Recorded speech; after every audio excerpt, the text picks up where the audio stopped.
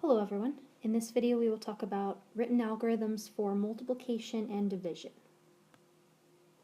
Okay, so first multiplication algorithms. These are just a few from your textbook where you won't cover all of these. There are even more algorithms than your book has discussed, so we'll just pick out a few key algorithms for each of these operations. Okay, to begin with, let's use a chip abacus to represent the multiplication problem 3 times 214. Okay, so if you remember, when you have a multiplication problem, the first number tells you how many times to repeatedly add 214, okay, or how many times to repeatedly add the second number. Alright, so let's make a chip abacus for hundreds, tens, and ones, okay, since we have a 3-digit number. Okay, so we need 2 chips for hundreds, okay, 1 chip for tens, and 4 chips for ones. Alright, so that's 214. Now I want 3 times that, alright, so I will just replicate that. I'm repeatedly adding. Okay, so let's replicate that 2 more times.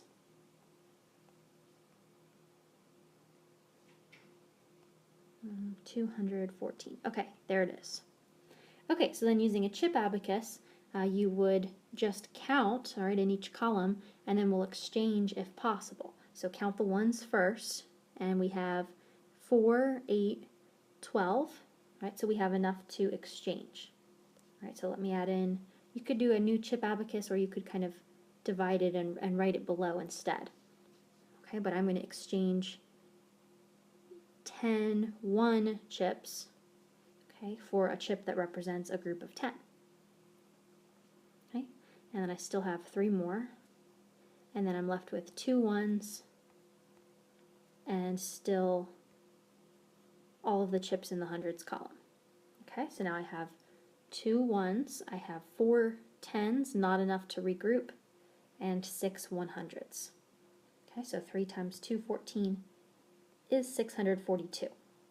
And that would be the chip abacus representation. A second way we could do this, let's look at it using expanded form and the distributive property.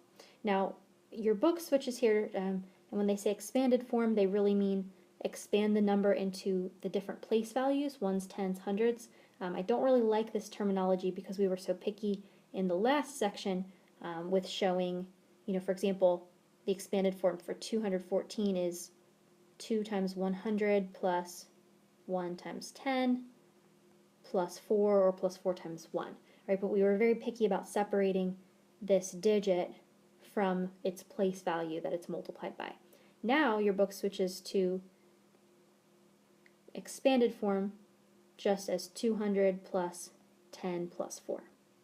Okay, so it's not really expanded form, but we will use that for this purpose. Okay, and then the distributive property. So you want to, expand the number into the hundreds, tens, and ones, and then show multiplication by distributing. All right, the 3 to each of those. So we're counting 3 groups of 200 plus 3 groups of 10 plus 3 groups of 4. All right, and that's 600 plus 30 plus 12. So the nice thing about this is that you really don't have to work with any other facts than just the single-digit multiplications in order to do this, as well as some addition. Okay, and then that's 642. How would this work for 2 two-digit numbers? Okay, so now if you try to do 33 times an expansion of 56 into the tens and ones. Okay, so we're still distributing. Okay, so 33 times 50 plus 33 times 6. Well, now these problems are still a little bit more difficult. We're not just doing single-digit multiplications, and that's what we would like to do. All right, so we're actually going to distribute again, and now we're going to distribute from the right. So I want to look next at this 33 and expand that. Okay, so that would become 30 plus 3 times 50, and 30 plus 3 times 6. Okay? And then distributing from the other direction, 50 times 30, 50 times 3. Okay, so that would be 5 times 3 is 15 with 2 zeros. And then 3 times 50, 150. Okay, and then over here, distribute the 6 to the 30 and the 6 to the 3. So you're always creating a sum, because to distribute, we need to distribute something that's being multiplied to a sum. Okay, and then 30 times 6, 180. And 6 times 3, 18. And then adding at the end. Okay, so 1500 plus 150 is 1650. Plus 180 plus 18. Okay, and that's, let's see, 1830 plus 18. Okay, and then 1848. All right, so that's how you would use expanded form with two-digit numbers. So notice we distributed first, and actually it doesn't really matter which direction you do first. All right, so I can expand the number on the right and distribute from the left, or I could expand the number on the left and distribute from the right. All right, so let's look at one more example of this. All right, let's do, well, let's stick with the same one. Okay, and see what that would look like if I expanded the 33 first. All right, so that would be 30 plus 3, and then I'm going to distribute the 56 now. Okay, so you get 30 times 56 and 3 times 56. Okay, and now I'll expand. So you're always going to expand the thing that doesn't end in a 0, basically. We want single digits and then double-digit numbers that end in zeros. All right, so rewrite 30 times 50 plus 6, 3 times 50 plus 6, and now distribute from the left. 30 times 50, 30 times 6, 3 times 50, 3 times 6.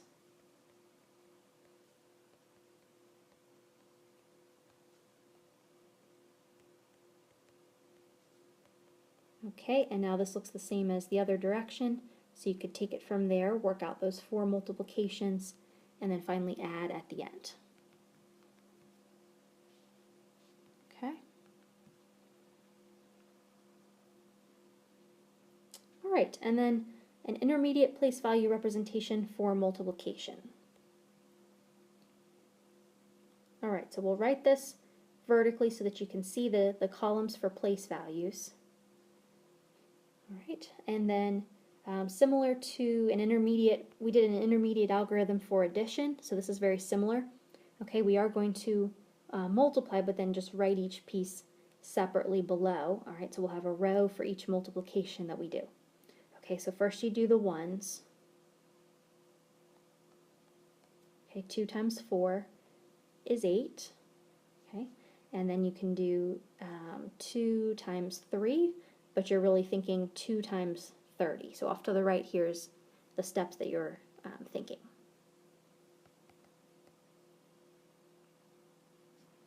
Okay.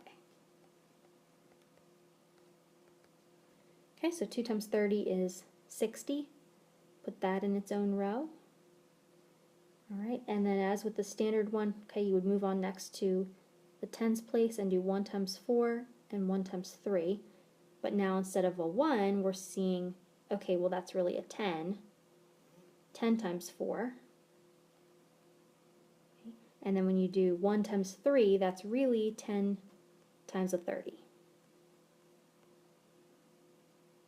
Right, or 300.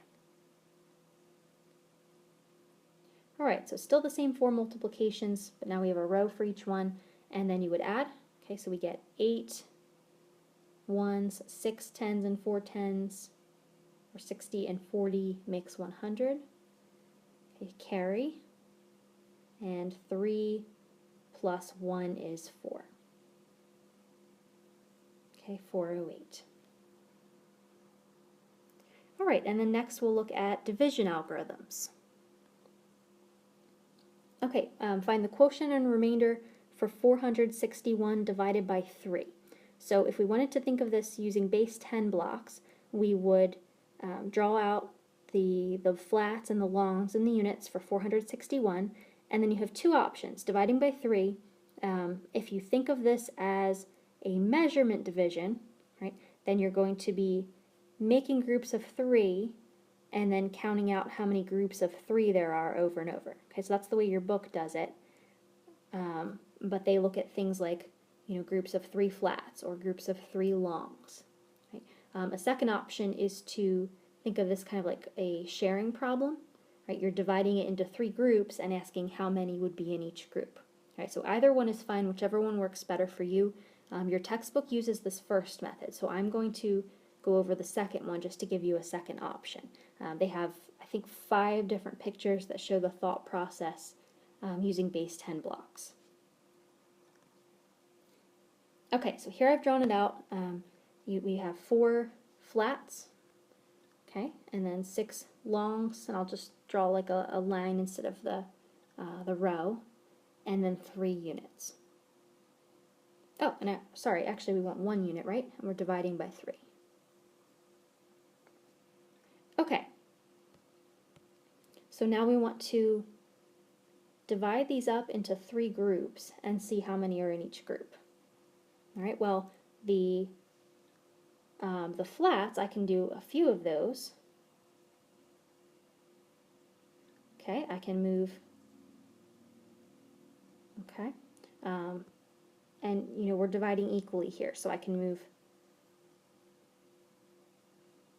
all right, 1 of these into each group. Oops.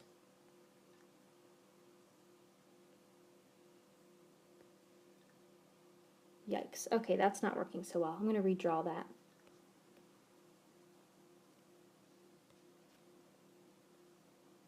Okay, but now I only have a single flat piece left, and I can't share that evenly among these 3 groups. All right, so instead what I'll do, whenever that happens, I'm going to exchange it for the next size down, right, for 10 longs, and that way I can share more evenly. 2, 3, 4, 5, 10 longs. Okay, so now we do the same thing with the long pieces, and if I divide these up into these 3 groups, okay, so let's see, I could give 5 to each group, here, here, and here, okay.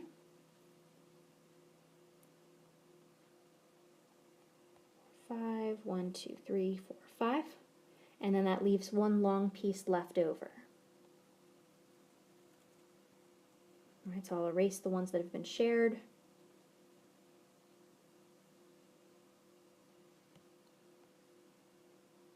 All right, and then since I can't share that 1 long piece that's left evenly, I'm going to exchange that for 10 units, and then I can share more units.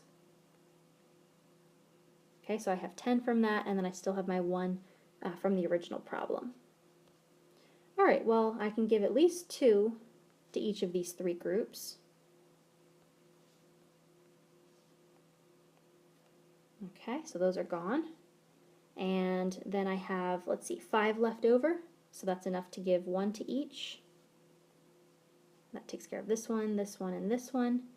And then I have 2 left over that can't be shared evenly among these groups, and also can't be divided into a smaller base 10 piece. Okay, so the problem is done. And then I would just count this up. Okay, so dividing into 3 groups is enough to give 1 flat, 5 longs, and 3 units, and then I have 2 left over, so I would state that as a remainder 2. Okay? All right, so now let's move into a discussion of some of the more advanced methods, and you kind of want to build students up to the standard algorithm. So we'll start with what's called the scaffold method, and this one is based on repeated subtraction.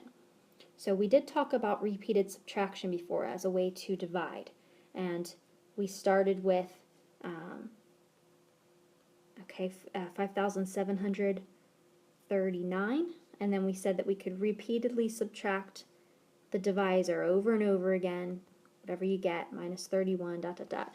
Okay, and then you keep going all the way until you get, maybe 5 or whatever the answer is, some remainder that's smaller than 31. Okay, well that's a nice convenient process if you're only repeatedly subtracting it, maybe 10 or 20 times.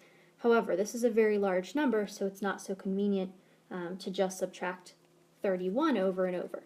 So the scaffolding method is similar, but the difference is that we're just going to shortcut all of those repeated subtractions and subtract a bunch of 31s all at once.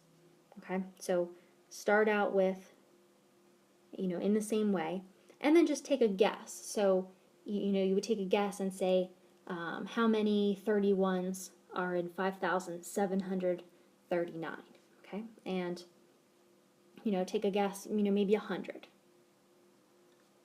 All right, and I actually need a little more space. I'm going to move this over.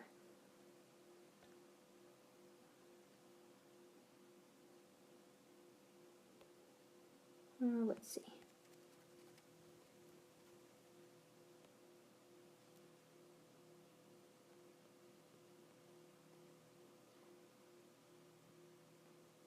Divided by 31.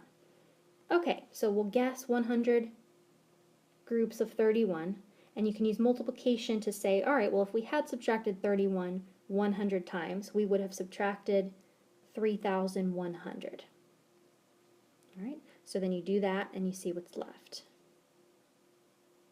6, 2, okay? And then same thing, we can still subtract groups of 31. So you take another guess and you say, okay, well, definitely not 100 groups of 31 because that's 3,100 and that's too large. So maybe we try, half of that, 50.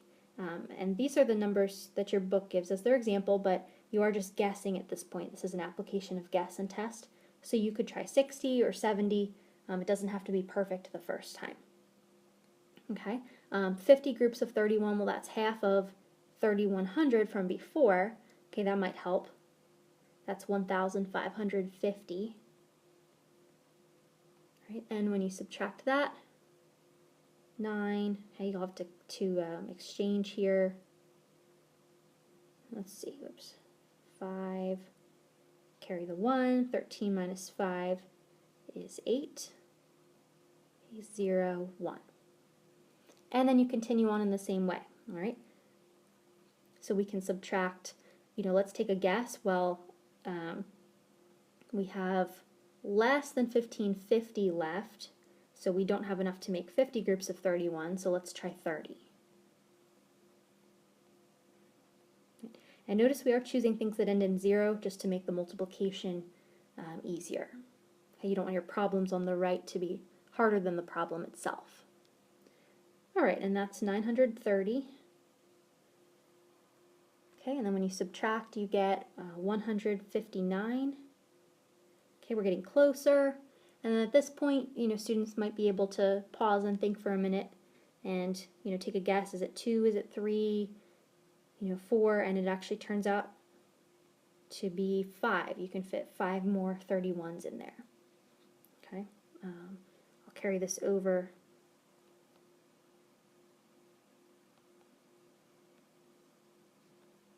Five groups of 31 is half of 10 groups of 31, which is 310. Okay, and half of that is 155. And subtract and get 4. All right, and then how many groups of 31 and 4? None left. So we've repeatedly subtracted 31 as many times as possible. All right, now to find the quotient, you would just add up how many times you subtracted 31. All right, so that's these numbers here, 150, 30, and 5. So altogether that would be 185 groups of 31 that were subtracted. So the quotient is 185, and then the remainder is this number at the end, the 4. All right.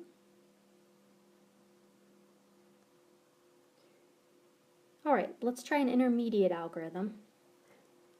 All right, so we're building on the scaffolding method so far, but we want to start to get students used to the idea that the quotient should go kind of at the top placement of a long division problem. Right. So instead of writing down how many groups of 31 kind of off to the right here, we're just going to write it at the top. Right, so different problem. Now we're looking for how many groups of 7 are in 3,159. Okay, so let's take a guess. Your book guesses 400. Right, and we'll write that up top. 400. And again, I need more space. Let me move this down again.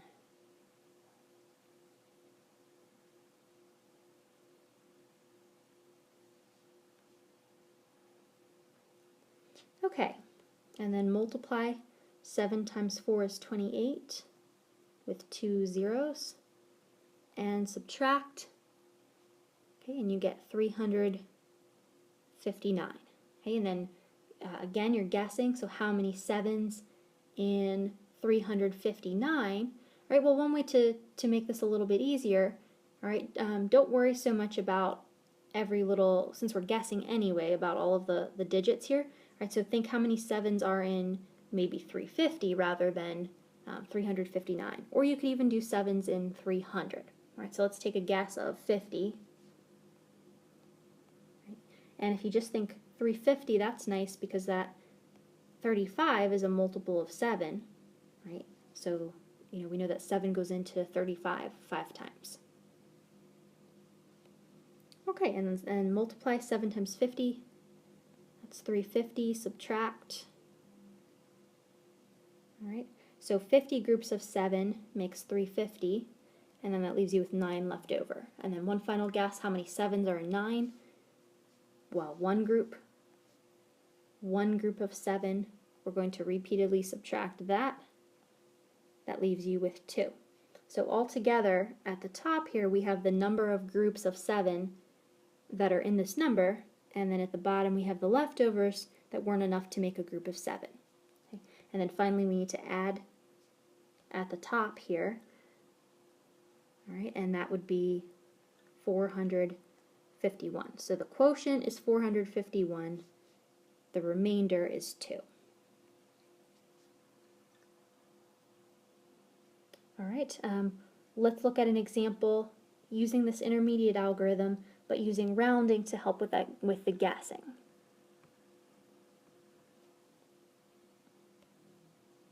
Okay.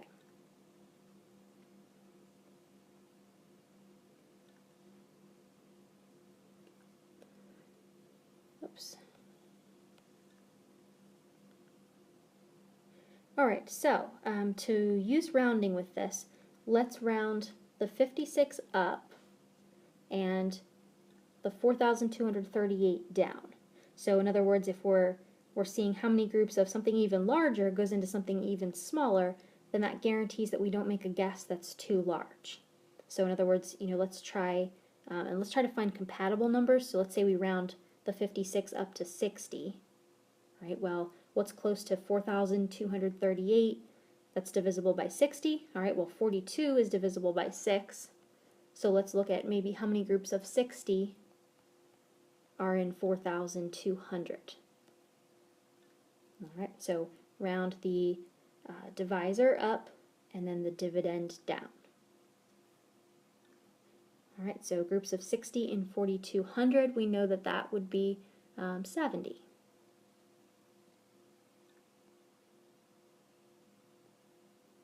Okay, then now we actually need to do the exact multiplication here. So the rounding is to help you guess how many groups, but then when you multiply to write your number below to subtract, now you do have to do 56 times 70. Okay, so 56, and let's just do 56 times 7. and then we could add a 0 on the end. So 7 times 6 is 42, 7 times 5 is 35, and 4 is 39. Okay, so 3,920. And subtract. Okay, 8, 1. Need to exchange. 12 minus 9 is 3. Okay, we're left with 318. Okay, and then we try it again, still with rounding. How many 60s? Well, what's close to 318? Well, let's try maybe 3, I would say like 300. Your book suggests 310. All right. Well, we know that 6 times 5 is 30, so even if you had gone down to 300, you might be inclined to guess 5. All right, so let's try it. We'll guess 5. And then we multiply. 5 times 56. Okay, 6 times 5 is 30. Carry the 3. 5 times 5 is 25, and 3 is 28. 280. All right, subtract, you get 38. And that is less than 56. You stop. You don't have enough to make another group of 56. All right, so at the top, these numbers represent the number of groups of 56 that were in our dividend. Okay, so 75. So that is the quotient. That's how many times 56 went into 4,238.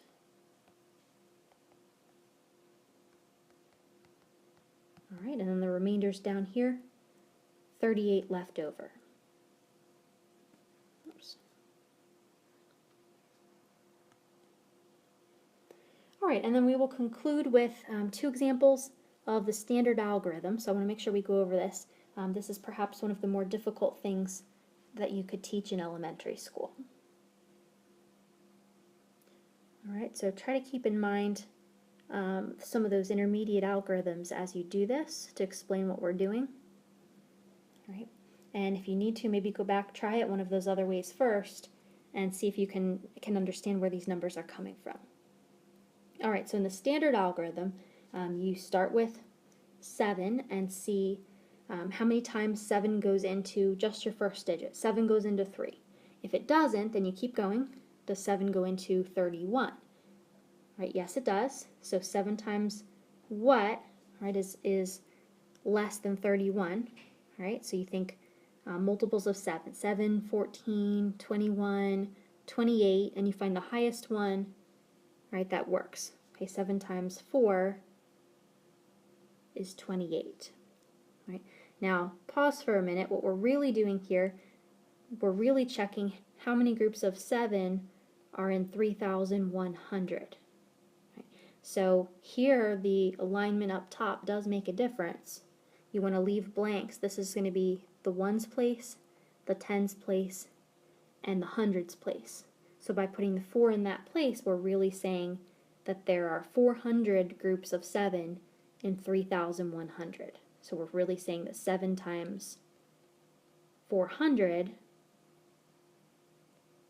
is 2,800, and that is the maximum number of hundreds that we could find in 3,100. Right? So notice your next option up would be 500 if you put a 5 there, and that's 3,500, but that's too large. Okay, so you're counting the maximum number of hundreds possible. Now notice we skipped over the thousands place, so we're saying that we don't have enough 7s to make even 1,000 groups of 7, right? Because the lowest number you could put there, if you're going to put anything, would be a 1, but that would be like saying 1,000 times 7 or 7,000 goes into a number that's around 3,000, and that's not possible.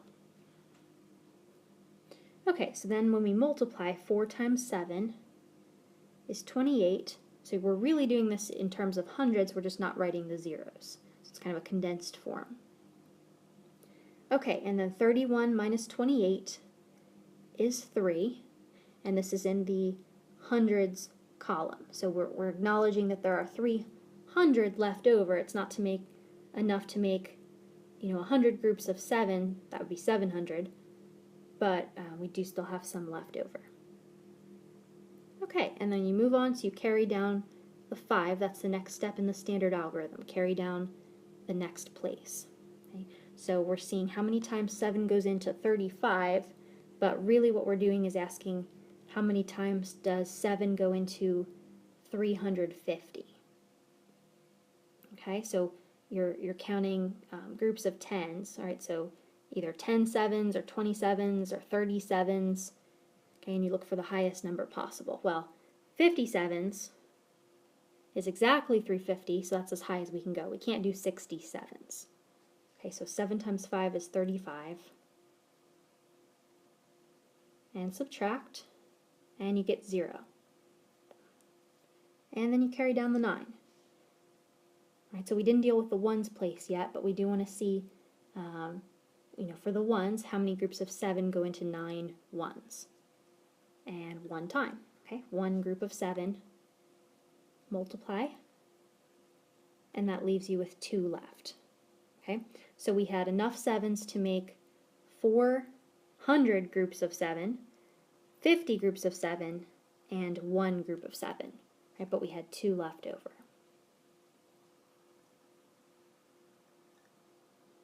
All right, and then let's try this with a 2-digit divisor.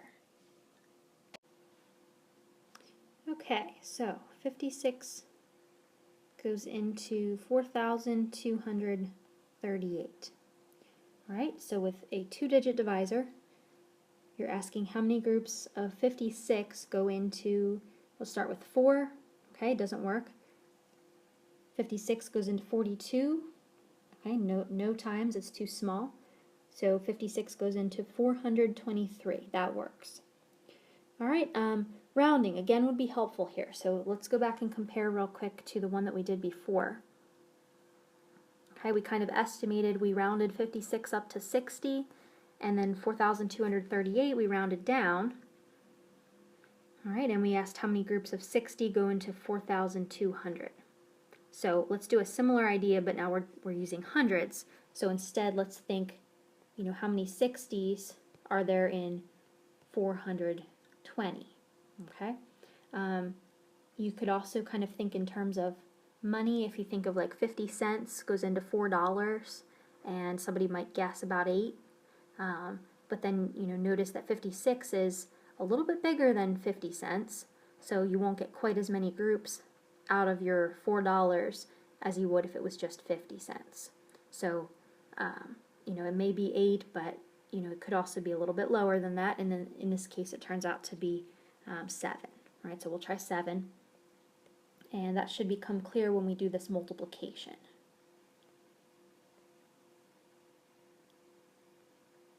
Oops, multiply. Okay, so 7 times 6 is 42. 7 times 5 is 35. 392. And then when we subtract, that should definitely tell us if this number was the right size, if it was as big as possible. Okay, so 3 minus 2 is 1. Okay, 12 minus 9 is 3. And 3 minus 3 is 0. All right, so we only have 31 left over, so that works. All right, now notice in the standard algorithm you are putting your number of groups right above the last digit. Okay, so we drew this orange line out to 423, so kind of stopping there and placing the 7 above the final digit. Right.